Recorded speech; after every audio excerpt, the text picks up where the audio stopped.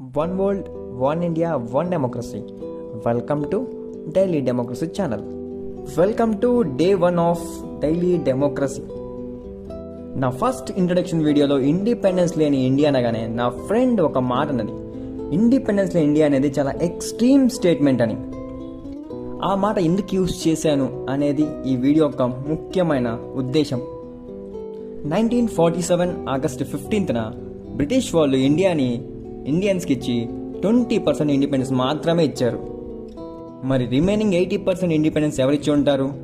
Just వీడియోని pause చేసి ఎవరిచ్చి ఉంటారని కామెంట్ చేయండి. ఇంకెవరు? అది మన కాన్స్టిట్యూషన్ మాత్రమే.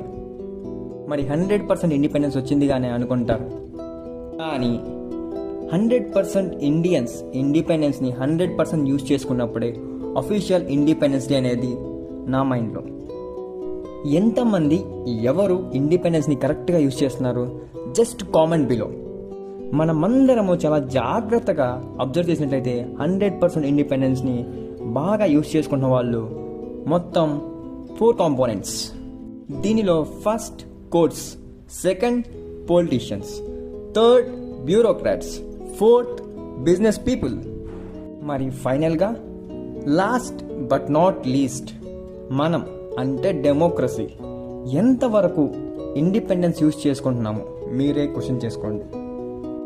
నెక్స్ట్ వీడియోలో మనం సింపుల్గా డెమోక్రసీ అంటే ఏంటో చూద్దాం. దానికంటే ముందు డెమోక్రసీ అంటే ఏంటి అని మీరు ఒక కామెంట్ చేయండి. మేము అన్ని కామెంట్స్లో కల్లా ఒక బెస్ట్ కామెంట్ని పిక్ చేస్తాం. Stay tune for next video. ఈ ఛానల్కి ఒక టార్గెట్ ఉంది, 100 days 100K సబ్స్క్రైబర్స్. ఈ టార్గెట్ ఒక ఛానల్ది, ఒక వ్యక్తిది, ఒక ఆర్గనైజేషన్ది కాదు. ఈ టార్గెట్ ఒక డెమోక్రసీది. So please do like, share and subscribe to Daily Democracy channel. గంట సింబల్ని గట్టిగా కొట్టండి, ఎందుకంటే తెలియాలి కదా డెమోక్రసీ ఈజ్ నాట్ డెడ్ అని.